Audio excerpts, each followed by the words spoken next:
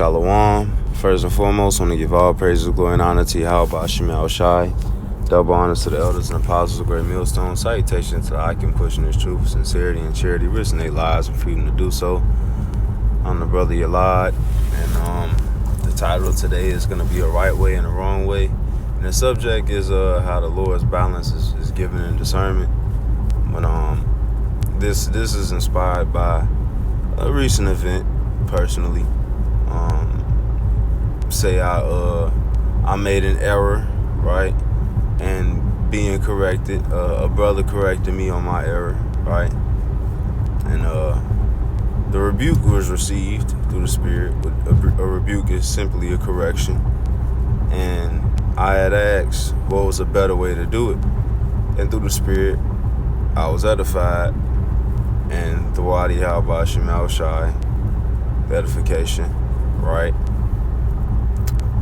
But it just made me think and want, meditate on through the Spirit. If there's a wrong way to do something, then there has to be a right way. So this is Sirach 42 and 24, my favorite scripture. All things are double, one against another, and he had made nothing imperfect.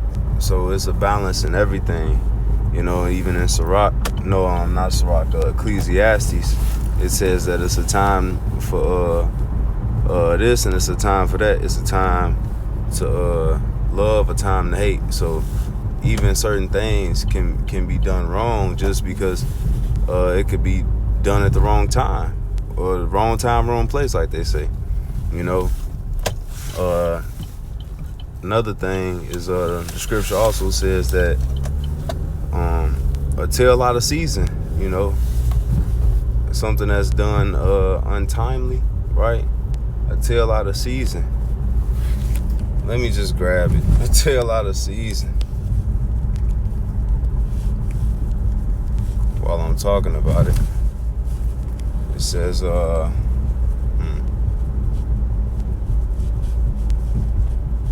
okay, Sirach, also known as Ecclesiasticus 22 and 6, a tale out of season is as music in mourning, where stripes and correction of wisdom are never out of time. Right? So,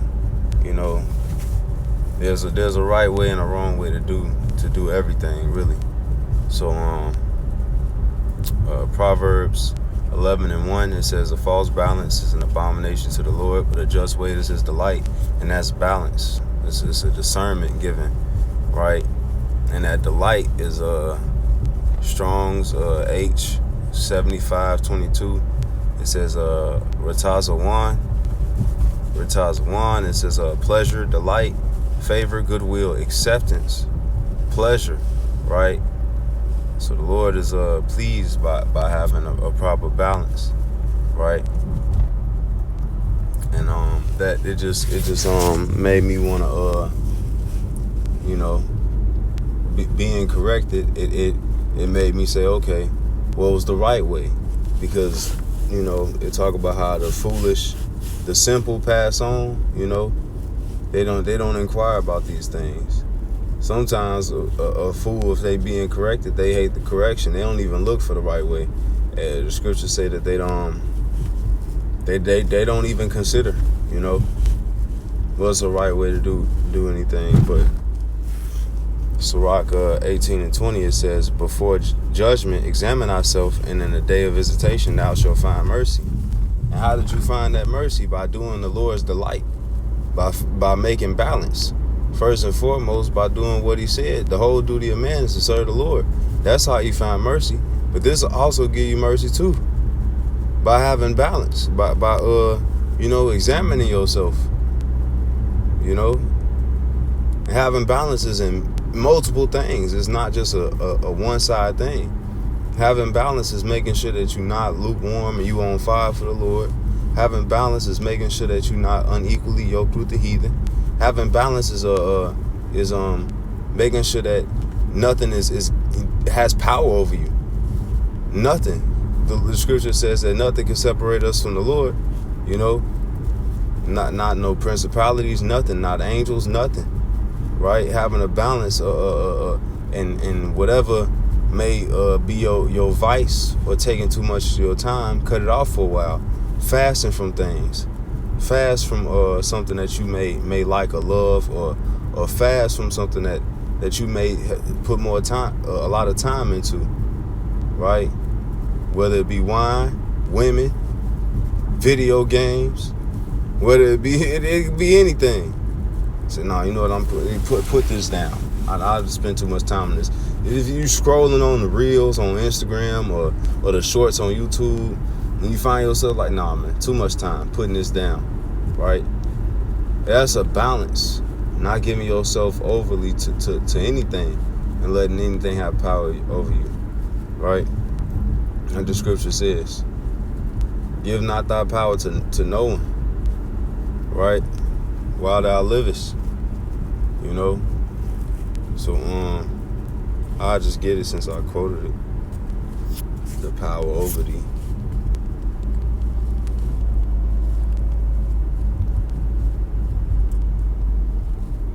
It says, Sirach 33:19, give not thy son and wife, thy brother and friend power over thee while thou livest, and give not thy goods to another, lest it repenteth thee, and thou entreat for the same again. As long as thou livest and hast breath in thee, give not thyself over to envy. Why? Because you got to give yourself to the Lord, and that's balance. You got to, it says, the next verse is, better is it that thy children should seek to thee than that thou shouldest stand in their courtesy. So we got to seek the Father like a child would seek their father, It's better that way for us to seek the Father rather than he stand at our courtesy. Then, because you have those examples in the world, and this is this ain't even sidetracking. Where you have actual fathers or dads in this world that they cater too much to their kids, and their kids don't respect them. They cater too much to they woman, and then she disrespect them in front of the kids, and the kids don't respect them when they grow up. So it has to be a certain way, and that's balance, right? And I just gave you the wrong way and the right way of that. Fatherhood, catering to your kids, bending the knee to the woman, that's a wrong way to do it. So what's the right way? Hey, having that preeminence. I believe that's in this, if you continue, I'll skip down. No, actually it's the next verse, 22. It says, in all thy works keep to thyself the preeminence, leave not a stain in thine honor. Right? That's a balance, to have that preeminence. Every man should be a king in their own house. Every man should be the leader of that house. If you are the man of the house, But I got another scripture to kind of get back on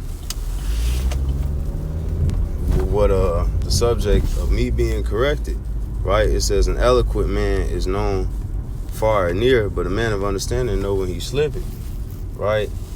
And the Spirit told me, like, nah, man, something I must have been doing wrong.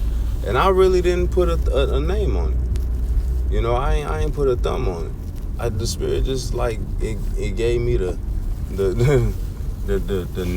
notation, the notification, like a nudging, like, nah, something ain't right. Something I must have did wrong. When the brother corrected me, it was just a spirit, because I didn't know what it was, but I knew it was something, right? And knowing when you slip it, right, it's balancing that. See, when you come into this truth, into this faith, right, you're gonna see where you did things wrong in the world and where you do things right. And there's so many examples. The swine, right? You're not supposed to eat the swine. You're not even supposed to touch the dead carcass of it by the law, But the swine is actually good for your farm. It is. The right way to have swine is to actually have it over your farm to clean, to filter, right? The right way to have cats and dogs is as a pet, not on your dinner plate, right? The right way to have shrimp, crab, lobster, all of this stuff is if they in your fish tank, or if they, in your fish farm, cleaning up after the actual clean fish like salmon and perch, you see. And it's a right way and a wrong way to do everything. And that be a major part of the battle, in your going ins and your coming outs. It's a right way and a wrong way to, when you leave the house, you got to be prayed up before you leave the house. The wrong way would have just, been not prayed up, not did nothing spiritual, It's good to read when you wake up, get in, at least 2 chapters, whatever your balance may be, maybe 3 chapters, maybe 5, at least a decent amount of reading or something spiritual when you wake up. Maybe watch one of the videos of the elders, the apostles, they're going into something.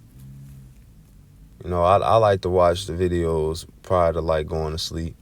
After I done prayed it out, I like pray before you sleep too. It's a right way and a wrong way to do everything, and I don't know, the Spirit just had me want to go over this.